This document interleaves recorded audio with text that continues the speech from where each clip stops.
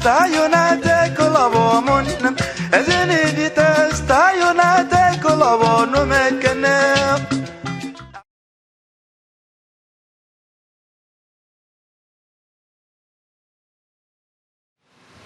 Ngomiende nanya bondi deberai omenane nwa kinyira anyaka mgbe na anyị na-elota n'ọnwa n'ime gị ka anyị na-agbaba ka anyị na-enwe ọṅụ pụrụ iche dịka ezigbo ndị otu Kristi doo ihe ndị nwa asọ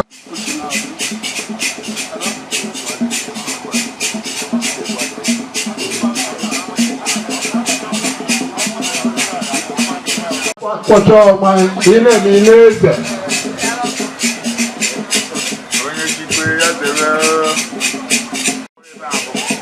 we amo ume akuchinyere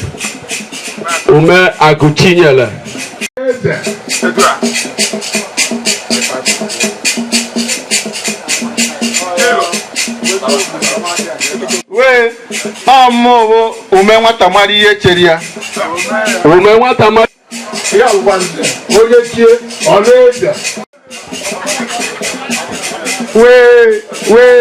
we amụ abụ ume nnukwu isi ọkwa egwu onye tie ọlaeze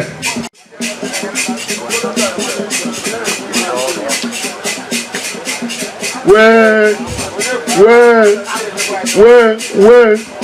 ọmụ ume ọzọ abata we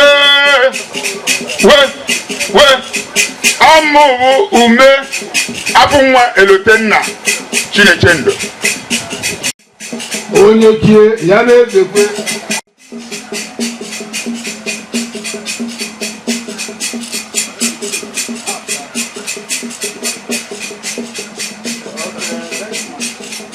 Nnaemeka Benson Maduka Nnaemeka Benson Maduka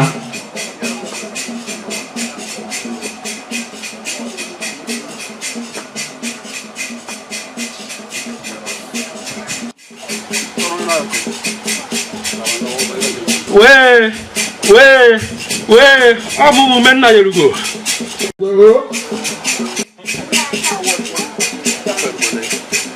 we amu akajoko onye ti ona esegwe o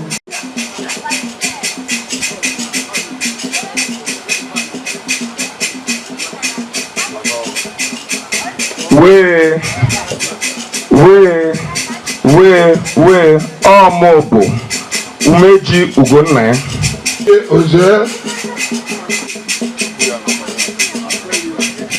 Omubu we Omubu menna ya bike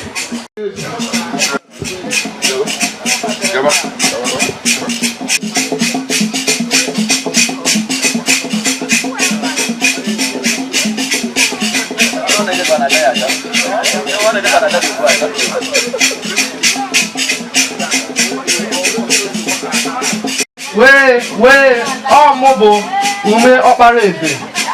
ume ọkpara eze Ifeanyi Ikechukwu Udozor Maduka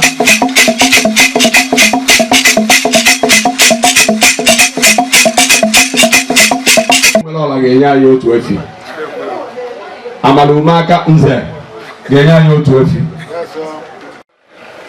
Diokpala DSP ga-enye anyị otu efi ozuo n'ise Global ga-enye ọ ga-enyezu anyị efi ọzọkwa dịka n'aka anyị wee kene ụmụada anyị kwụnyela anyị niile akpọrọ ya I thank God for Chairman Obinato. He's a wonderful man, and his executives and our elders. Ihe niile achịla ọzọ ga-agba uhie. Ihe niile achịla ọzọ unu ga-akwụ na line gbaa uhie. Mana anyị ga-achọ n'otu onye ga-akụzi.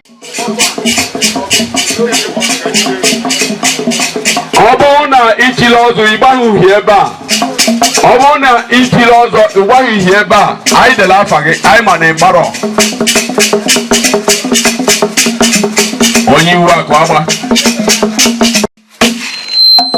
ofu ọ bụrụ na ị ga-agbaliri ugwu ebe a tupu emerụ n'anya ịbụọ mgbe ndị usoro emezi mkpọtụ a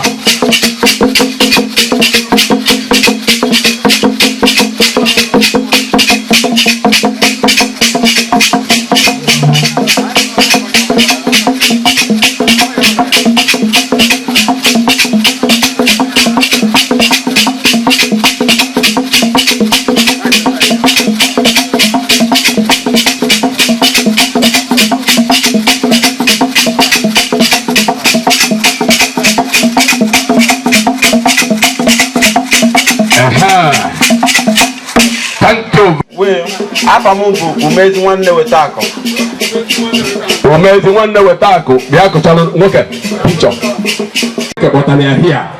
And for this honor witness, anyị na-asị na ogologo ndụ ga-continue.